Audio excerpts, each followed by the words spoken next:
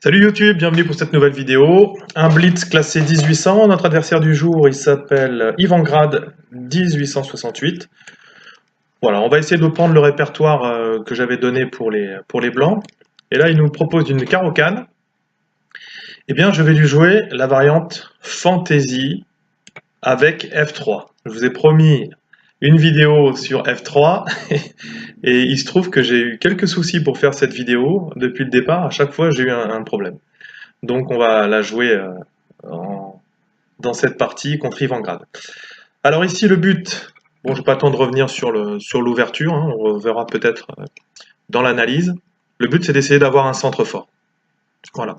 Donc ici, il a repris, c'est pas la meilleure variante. Ensuite, le bon coup, c'est E5. Cavalier F6, j'avoue que c'est nouveau pour moi parce que je la joue pas fréquemment. Et donc, c'est la première fois que je tombe dessus. Donc ici, E5, ça semble intéressant. Il va avoir du cavalier D5 derrière. On a aussi la possibilité avec le fou de venir en G4.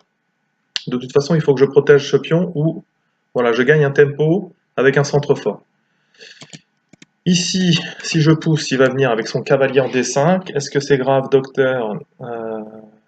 Non, pas particulièrement. Et je pourrais même pousser C4 dans la foulée. Et son cavalier, il faudra qu'il revienne soit en B6, soit en C7, soit en B4. B4, je gagnerai encore un tempo avec A3, qui peut être utile avec le fou qui est encore ici. Donc voilà. Sur E5, il peut aussi venir en G4.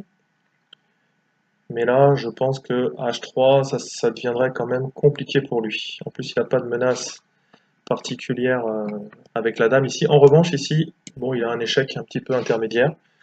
Donc, faut voir tout ça. Bon, E5, ça me paraît quand même correct. Ça va prendre le centre. Je gagne un tempo et ensuite, ça peut me permettre de jouer C4, de jouer cavalier F3. Bon, de toute façon, j'ai ce que je veux, hein, j'ai le centre. J'ai le centre, ça va me permettre ensuite de pouvoir me développer assez facilement. Ah oui, donc c'était du 3 plus 9, plus 9, donc il faut quand même que je me méfie. J'ai pas beaucoup. Donc là, il vient jouer du cavalier fou G4.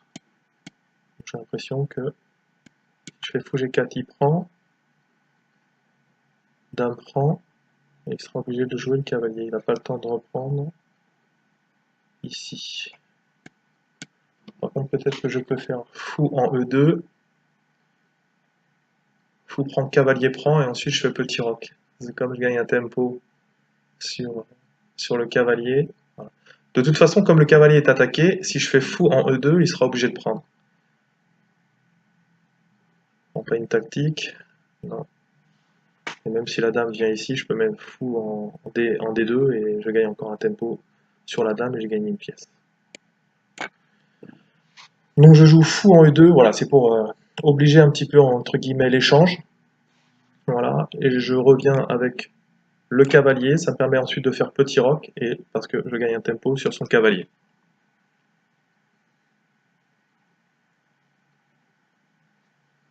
Sachant que si ici il vient en G4, sur petit roc, il ne peut pas venir ici, c'est protégé par le fou, et même sur H3. Donc ça, je n'avais pas prévu, mais ça me semble douteux ici.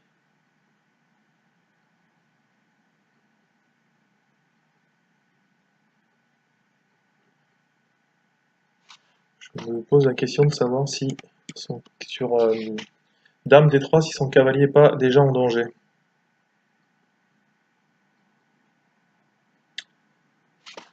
Si son cavalier serait ici, il aurait que Dame.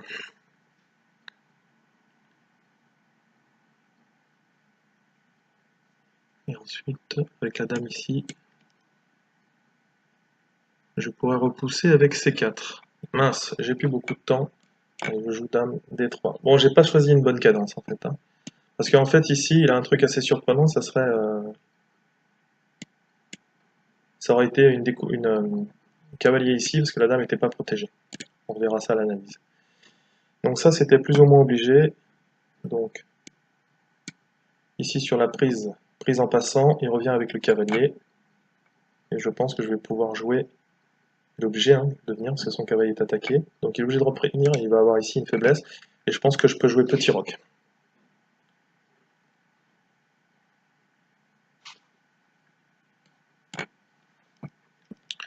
Donc j'ai quand même obtenu ce que je voulais de l'ouverture. J'ai déjà roqué, j'ai 2 pièces de développé. Alors lui il a également 2 pièces, mais son roi est au centre. Son fou on voit, voilà, il va peut-être faire grand roc. Mais je vais essayer de l'en dissuader directement en jouant du B4. Donc sa dame va être assez mal placée. Je peux ensuite pousser A4. Et sur dame C7, j'aurai du fou F4 directement.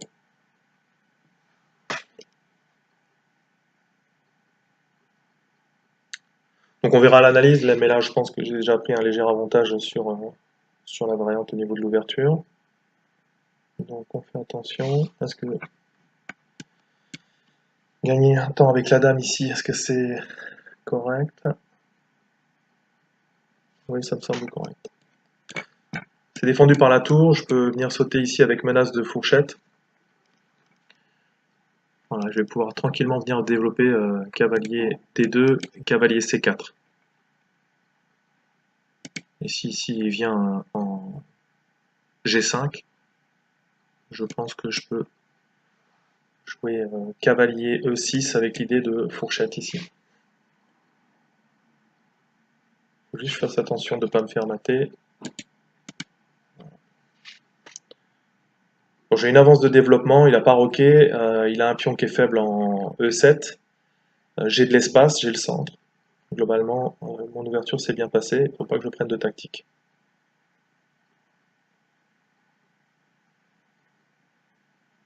Ça, c'était prévisible. Je ramène une pièce. Je préfère ramener une pièce.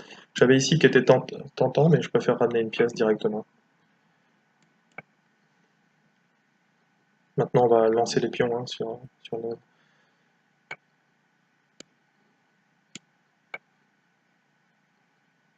Bon, il y a quand même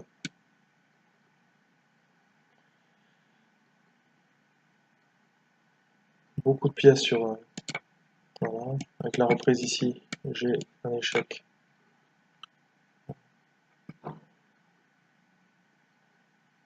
Je pensais, est-ce que je prends, je gagne ma tour ou pas?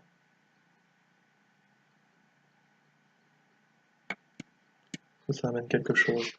Cavalier ici, tour. Non, il faudrait que je le prépare d'abord. Bon, je vais sûrement rater des trucs, j'ai pas choisi une bonne cadence ici. Là, ici, la dame serait en prise.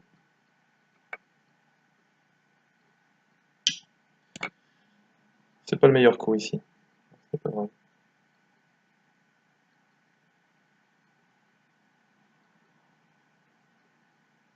Je vais peut-être changer de contre le fou ici. En fait, c'était une pièce qui était pas développée, donc regardez la tour ici.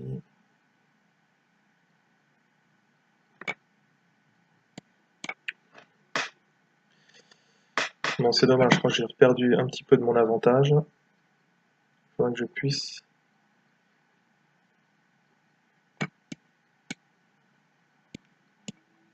L'idée, c'est de pousser ici, d'attaquer la tour. Pour l'instant, le cavalier peut pas bouger, parce que sinon, je prenais ici. Bon, le cavalier est cloué, je menace ça et je menace de prendre. Donc, voilà. Mais pour l'instant, sa dame est sur case blanche, donc mon roi, pour l'instant, j'ai pas trop de problèmes. Mon cavalier n'est pas défendu, donc il faut que je fasse attention. Voilà. Est-ce que... On vient consolider un tout petit peu la position, même si son cavalier maintenant va bouger, mon cavalier peut être recyclé ici. Voilà. Et là, accessoirement, je menace de prendre le pion ici.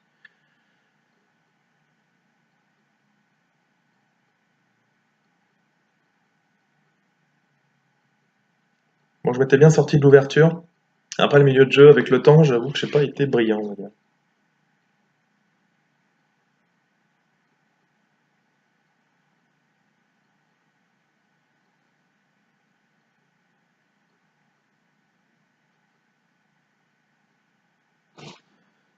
C'est vrai que le cavalier avec gain de temps, s'il bouge le cavalier qui vient ici en attaquant à la fois la tour et... donc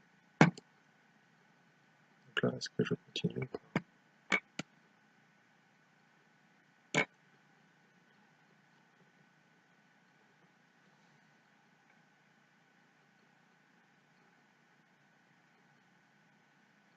Donc le pion ici, il ferait que ouvrir les lignes sur son roc. Donc s'il prend ici, je pense que je pousse en B5 en attaquant la tour qui est en F8.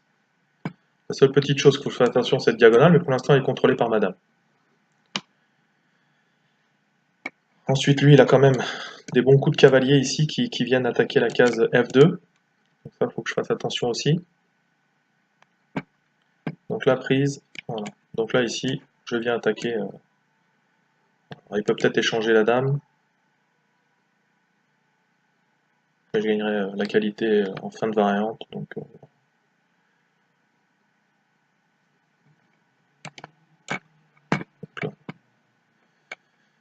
là, maintenant, il va falloir concrétiser la position ici.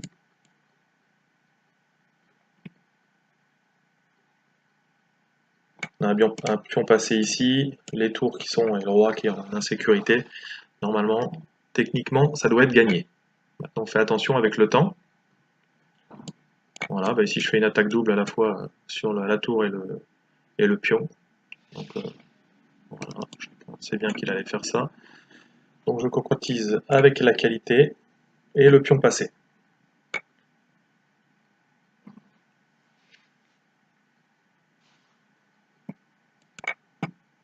Alors il ne faut pas perdre de temps. Hein. Voilà, ici,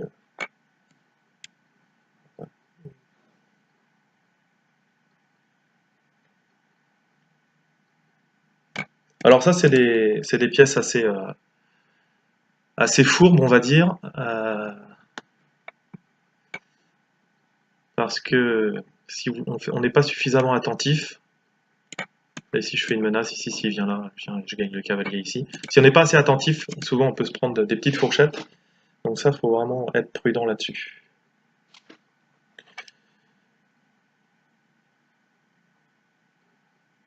Une 27. Maintenant, on a un petit peu plus de temps. Est-ce que le clouage de son cavalier sert à quelque chose? Je ne pense pas. Je ne peux pas pousser ici pour l'instant parce qu'il y a le cavalier. La question c'est est-ce que tour en B6 est correct? Tour B6 est correct. Ici, on vient menacer de prendre le cavalier. Un cavalier, on vient atténuer un petit peu la position. Et le problème, c'est qu'il peut défendre ici avec son cavalier.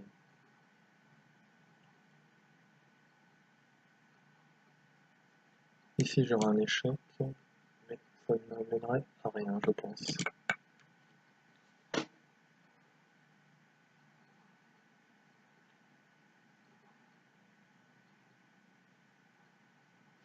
Le cavalier pas très bien placé ici, il n'a plus beaucoup de cases, donc il faut vraiment que je me méfie. S'il vient attaquer ici, il n'a plus de cases, je peux pas aller là, je peux pas aller là. Donc,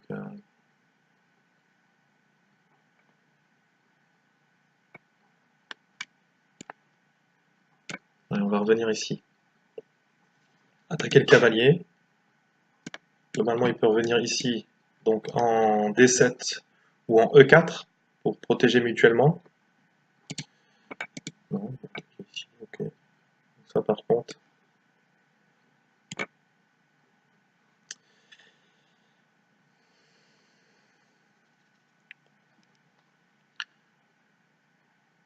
Alors j'ai toujours possibilité aussi de redonner la qualité avec le pion qui est loin et ensuite faire. Mais bon, ça risque d'être nul, donc on fait attention.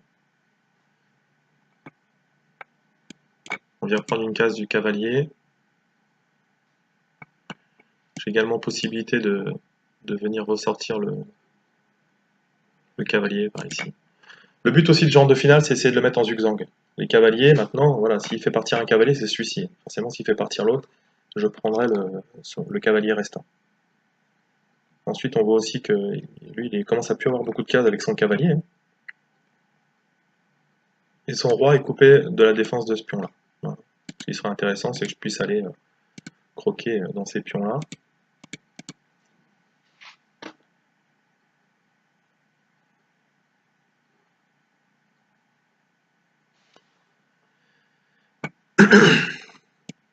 Tour ici, si le roi bouge un petit peu, aussi c'est pénible parce que du coup là les cavaliers pour le coup sont en zigzag. Si un qui part, l'autre est pris.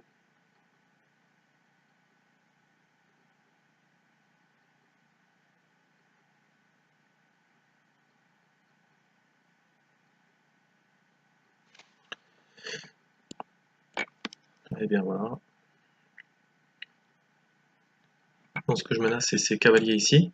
Voilà. Cavalier en G8. Parce que sur la reprise, je prends sur échec et je gagnerai ce pion-là.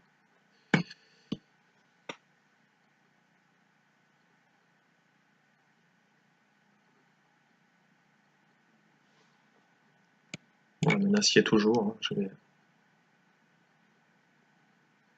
Ah non, je crois que j'ai fait une erreur. Hein. Non, cavalier prend, je reprends le pion ici, le pion, voilà. Bon. C'est limite, faut que je réfléchisse un peu plus. Parce que roi ici, roi C7, je fais cavalier prend.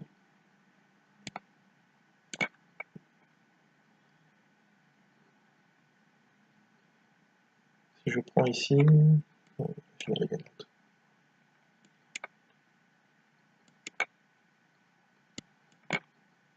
Donc là c'était hyper important parce que de passer par là, parce que sinon il fallait que je contourne. Maintenant il ne peut plus défendre. Et les deux pions s'autoprotègent, je vous montrerai, on appelle ça un haricot. Donc la fin de partie on verra, elle n'était pas propre. Hein.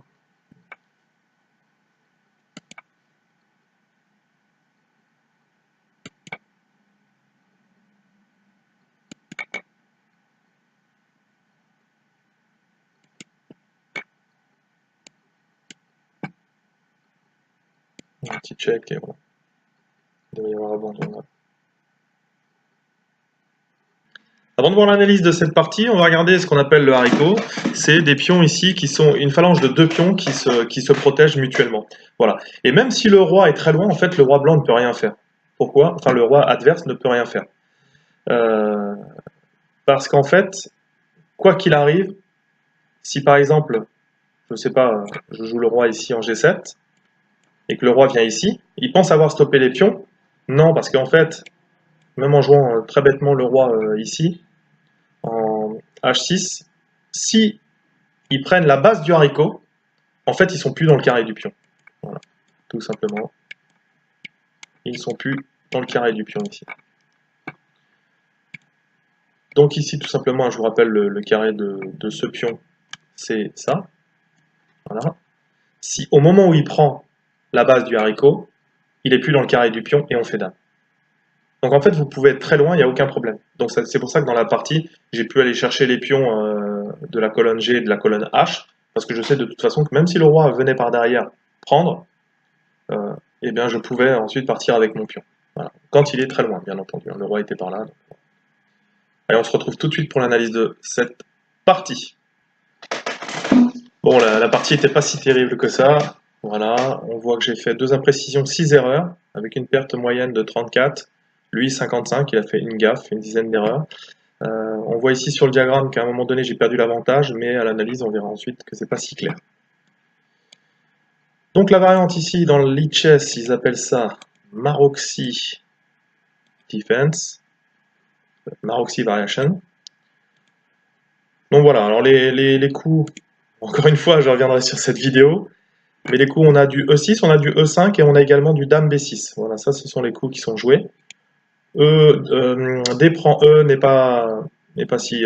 voilà, on a le centre, voilà, donc c'est tout ce qu'on recherche hein, pour notre objectif qui est atteindre 2000, il n'y a pas de problème là-dessus. Lui, par contre, c'est E5. Donc cavalier F6, voilà, je viens gagner les tempos. E5, c'est le bon coup, il n'y a aucun problème là-dessus. Fou G4, il se complique un petit peu la vie. Voilà. Du coup, j'en ai parlé en partie. Ici, j'attaque son cavalier. Ici, je développe tout en me protégeant. Donc du coup, je crée une petite tactique, c'est-à-dire tout simplement élimination de défenseur. Ce qui fait que il est obligé de reprendre. Je reprends avec mon cavalier, donc je viens développer une pièce, et il est obligé de bouger le cavalier. Donc cavalier E4, clairement, c'était pas bon, il fallait qu'il remette en E7, en D7. Et là, on a un sacrifice de pion qui est standard dans ce genre de position, avec le cavalier qui est repoussé en E7. On vient pousser en E6. Et les faiblesses créées ici sur case blanche compensent largement le pion, sachant en plus que je vais pouvoir faire petit roc. Cavalier F4 vient jouer sur la faiblesse. Je menace aussi de jouer Dame H5. Et s'il pousse, je peux me permettre de prendre parce que la tour est en prise derrière. Donc voilà, c'est ce genre de menace. Il faut faire attention. Donc il a forcément Dame A5 pour empêcher. Et ce faisant, je viens encore développer une pièce. Je vais avoir petit roc. Ici, j'ai une position très avantageuse pour les blancs. Donc cavalier E4, voilà. Je me suis mis dans le rouge, j'aurais pas dû prendre cette cadence. 3 plus 9, c'était pas malin. Donc ici, bah, Dame D3, c'est le bon coup. Dame A5, donc ça peut pas être bon. Il fallait forcément défendre de suite avec F5. Et pour les mêmes problèmes que tout à l'heure, plutôt que de reprendre ici en passant et de lui permettre de se libérer un petit peu, j'aurais dû continuer la pression, c'est-à-dire jouer cavalier par exemple D2, et ça l'oblige ici à échanger, sinon il perd un pion, et ça l'oblige à me faire développer une pièce. Donc ça c'est important aussi. Hein. Voilà. Donc Dame A5, c'était pas le mieux, ça me permettait de consolider ma structure de pion, et là il me donne déjà un avantage de plus 2. Et là, ici, le bon coup, c'était cavalier. Comme je vous l'ai dit, ici, on vient attaquer une deuxième fois, on menace de gagner un pion. Et sur la reprise ici, eh bien, il y avait des tactiques, mais la dame peut reprendre ici parce qu'on va avoir des tactiques sur C8. Et même avec, si par exemple, avec la pièce de moins, j'ai un avantage de plus 3. Petit roc, et ensuite je vais venir sur case blanche. Ici, avec le fou qui peut revenir, et voilà, il propose déjà cavalier de sacrifier le cavalier, d'attaquer la dame. Pourquoi? Il ne sacrifie pas, parce que si je prends, ma dame n'est pas défendue. Et par contre, je reviens en H3, et je continue encore à miner sur tout l'ensemble des cases blanches, et son roi qui est au centre. Voilà, donc laisser avantage. C'est une variante compliquée. C'est vrai que F5, ça me donne encore... Enfin, quand je reprends ici, ça me donne un avantage durable, comme j'ai parlé dans la partie. Dame H3, j'avoue que j'ai jamais envisagé, et c'est vrai qu'ici, il y avait vraiment une grosse faiblesse sur cette diagonale-là. Donc j'ai préféré faire petit roc. J'ai passé 2 coups, il me semble. Voilà, donc lui il essaye de se développer, bien entendu. Donc Dame H3, mais j'avais également du cavalier en F4 maintenant. Voilà. C'est vrai que le cavalier ici, en F4, qui vient sur E6, avec les idées, comme on n'a pas vu dans la partie de fourchette ici, c'était extrêmement fort. B4 vient de gagner de l'espace à l'aile dame, mais finalement je permets de revenir, je lui redonne la possibilité de revenir en jeu avec sa dame, même si le meilleur coup c'était dame à 6. Donc je viens gagner des tempos. Alors ici j'en avais parlé hein, de cette case-là. Effectivement j'avais pensé vite fait tour E1, mais dame E2 aussi c'était très intéressant parce que du coup ça me permettait de pouvoir avoir cette case-là. J'ai préféré me développer. Et A4 ici également n'est pas un bon coup. Donc c'est là les erreurs qu'il considère, hein, parce que ça permet au nord de revenir dans la partie. Mais encore une fois, pressé par le temps, on se met rapidement dans le rouge. Donc le cavalier F3, avec l'idée de revenir ici, et même l'idée de venir en G5, sur la case E6 2 fois, la tour sur la dame, donc ça amenait forcément des malheurs pour les noirs. E5, donc il se libère et joue bien le coup. Hein. Reprise, il m'attaque la dame, je fais mon échec intermédiaire, entre guillemets, et il est obligé de revenir avec le cavalier. Mais là, il revient à égalité. Pourquoi? Parce qu'en fait, il va être dangereux quand même sur cette colonne, sur la colonne F, et il va avoir des possibilités de jouer cavalier G4. Donc là, pressé par le temps, en fait, là, voilà. Je lui ai amené une superposition de ses pièces, même si son roi était un petit peu en insécurité. Je lui ai permis de recentraliser ses pièces, donc il est revenu dans la partie. Fou à 3 crée quand même quelques menaces. Ça très bien, hein, il revient ici. Je suis venu de l'autre côté. Tour E2 attaquant la pièce non défendue en D2, c'était très bien. Cavalier F3, mais ici, voilà, il avait potentiellement la possibilité de faire cavalier G4. Donc, il donne l'avantage, mais après analyse, on voit que la position n'est pas si claire. Dame C4, comme joué dans la partie. Et on peut venir échanger. Fin de variante, je vous montre la variante, parce qu'il y a une tactique ici. Tour G2, je reprends. La dame revient, je suis obligé de mettre la tour. Ici, j'ai une pièce de plus. Mais en fait, à cause du clouage, il vient la regagner ici. Donc il vient reprendre, j'attaque les 2 pièces, il est obligé de consolider. Et ici, on est 4 pions contre 4 pions. Il y avait une finale qui était à peu près égale. Mon roi au centre, peut-être qu'en finale, il est mieux, mais bon, voilà, pour être honnête, je pense que j'avais perdu mon avantage. Dame A7. Donc là, je vous l'avais dit, on laisse ce pion, il n'y a aucun problème, ça vient ouvrir les lignes sur le roi. Ça, c'est... Même si sa position normalement défendait encore, il pouvait ramener des pièces, etc. Il allait développer du contre-jeu. La prise du pion, c'est sûr qu'elle n'est pas bonne. B5, C5 c'était le meilleur coup, il échange les dames, et là, à ce moment-là, je gagne la qualité. Et un pion. Là, ici, il vient mal défendre. Je viens faire une fourchette entre le pion et la tour. Et là, en fait, j'ai fait quelque chose, et je le fais régulièrement. Donc, en fait, au final, voilà, il faut vraiment que je me corrige là-dessus. C'est-à-dire que je suis obnubilé, je me dis, j'ai de l'avantage matériel, je veux tout échanger. Donc, je me suis dit, tour prend, cavalier prend, etc. Mais en fait, lui, il a moins de menaces, parce qu'il a moins les tours sur la tronche, etc.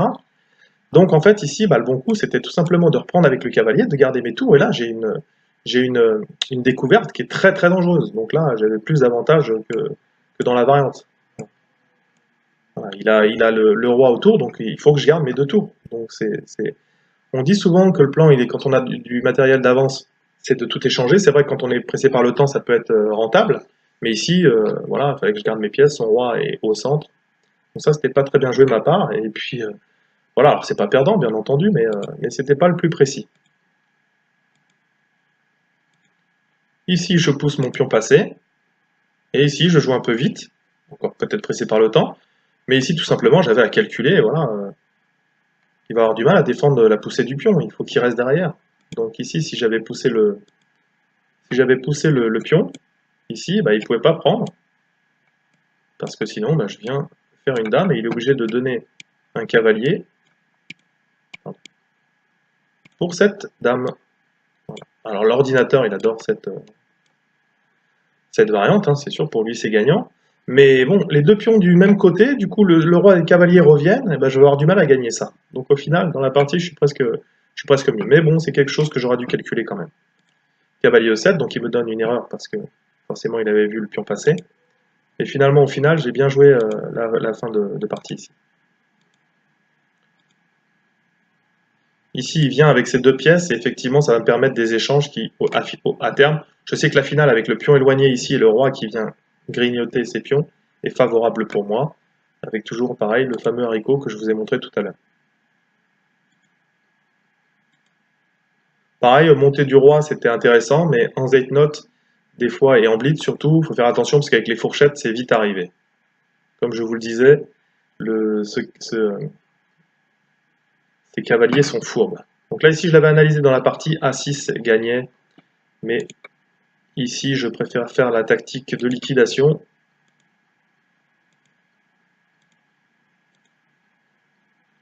Et ensuite, gain de cette finale technique. Voilà. Pareil, la technique en finale, c'est intéressant parce que ça vous évite beaucoup de calculs. Là, j'avais même pas besoin de me dire si je fais pion là, pion là, pion là. Je sais que ça, c'est gagnant. Donc ici, ça, c'est plus précis. Parce que si j'étais venu, par exemple, ici, et bien là, au lieu de prendre ici, il vient prendre ici, et ça complique un peu le gain, parce que du coup, je suis peut-être obligé de contourner comme ça. Voilà. Alors, c'était encore gagnant, mais je pense qu'en finale, il faut essayer au maximum d'être précis. Donc, s'il vient faire H6, et je gagne tout de suite un temps pour aller récupérer les pions ici.